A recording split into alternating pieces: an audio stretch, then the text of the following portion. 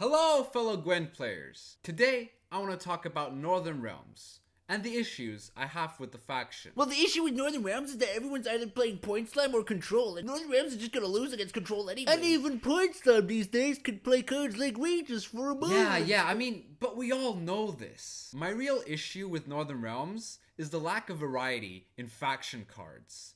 Because Northern Realms does not have a short round, period. To exemplify this, I want to play a little game. The scenario is simple. Both you and the opponent have used their leader abilities or charges. You're now going into round 3 with 0 cards. So you're going to draw 3 cards. Now it's your 3 cards versus the opponent's 3 cards. Now which card would you rather have? A Sire, which requires you to run Roach in your deck, or Botchling, which can get locked or killed and loses value. Or Osril, which requires you to have a big unit in your graveyard. Or Neneki, which can be moved or locked. Sisenthesis, which doesn't really have a downside. Or Prince Anses, who only really works well with Meve. And last, Olaf, a card that the opponent can't really damage without killing him. Or Prince Anses, who coincidentally actually kills Olaf if used with Meve. Oh, I hear we have results. Okay, good. Let's see what the results are. And Northern Realms is still in a short round. And everyone at higher ranks knows this. Which is why they will always try to win round 1 against you and then bleed you round 2. Especially when they're Point Slam decks. Because those are incredibly unfavored in a long round against Northern Realms. NR has an incredible long round. But that's really all they have. And I'll show you what I mean. For that, we go into the GWENT deck builder and check out the Northern Realms specific cards. I'm not going to be talking about leaders because Northern Realms has some really strong leaders in Henselt, Ada, and Foltest. Even Meve sometimes can be really strong. But I want to talk about cards like Draug. Draug is the ultimate long round card. I don't think there's a better card to play during a long round. But also gets counted by Gimpy Gerwin, which is a neutral card, and every faction can play Gimpy Gerwin. So once this card goes meta, Gimpy immediately finds itself in every deck. And it only really works in round 3. So playing this card in round 1 or 2 is pretty much wasted points. Next up is Vernon Roach. Now, this card really doesn't work as well as you want to, because what you do as a player in the earlier rounds is mulligan away your low provision cards. So what you do is you stack low provision cards into your deck, and if you play this late, you will find those low provision cards that you actually mulliganed. You could say this is pretty much the best thing Northern Realms has for a short round. But even then, it's not that good because it's very RNG dependent. It gives your opponent a 3-point unit, and it's just not that great, honestly. Roach Merciless. This dies. This card, you cannot play this card in a short round. It's too little points. This card you play in round 1, it's incredibly expensive. Baron, long round card, needs to stay alive.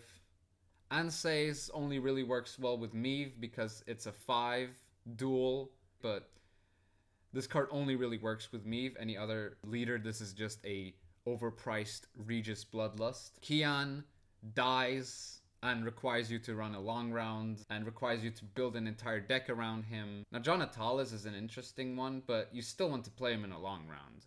Like, he can work in a short round, but he's not going to be that good in a short round. Neneki, probably the best short round card, as it is probably the best tempo card NR has. It's a 9 for 9. If you have like a Trident Infantry, this gets more points. I mean, you only lose like 3 value if this is moved or locked. So this is probably the best short round card Northern Realms has.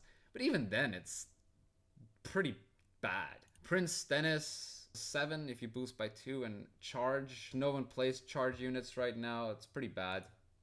Selkirk as well could be good, but if you deal damage to him, he just loses so many points, unlike Neneki, who doesn't really lose any points if you damage her and not kill her, obviously. And this card is also roll-locked. It's super conditional. This only really works well with Zeal. So far, all of these cards have been incredibly conditional. This card, bad, long round. This card, another long round card. This card could be good in a short round, but it isn't because it dies and requires a lot of setup.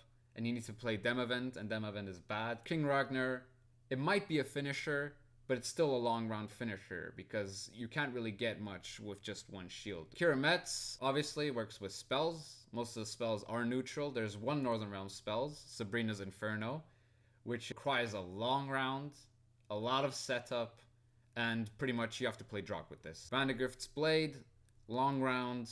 Sabrina is a lock. Even for a lock, she's very overpriced. You compare this to something like a Jenge or a Kiran, who are both cheaper and better than her. Botchling, long round, could also work in a short round as long as it doesn't get locked. Vandegrift, obviously, long round again.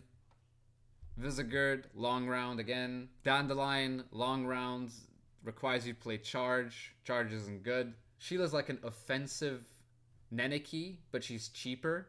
I guess she's good in a short round, but she's not really that strong. And she's only 4 points, so she can get removed easily. Long round card, obviously. Now this card's super strong. This card is good in a short round, long round. But you need to play reactive, and you need to have a good order card to actually get some value out of this card. Otherwise, it's just a 7 for 8. Hubert, obviously, long round. Or even in a short round, if you have Ada, he kind of works, but I don't know. It's definitely a long build-up, long setup card. Visigoda, I mean, do I even have to say it? This is most definitely a long round card. Falibor, no one will ever play this card. Ronvid, I guess he's carryover, but for 8 provisions, he's incredibly expensive for just a total of 7 points. You have to basically draw this guy in round 1 for him to get some value. Knighthood requires a target, so it's a bit risky. Bloody Flail, long round. Princess Pavetta, there's only one deck that plays her, and that's Commandos. I mean, a 6 for 7 is pretty decent, but it's still not that great. Death Mold, no one really plays this card. It's not that good.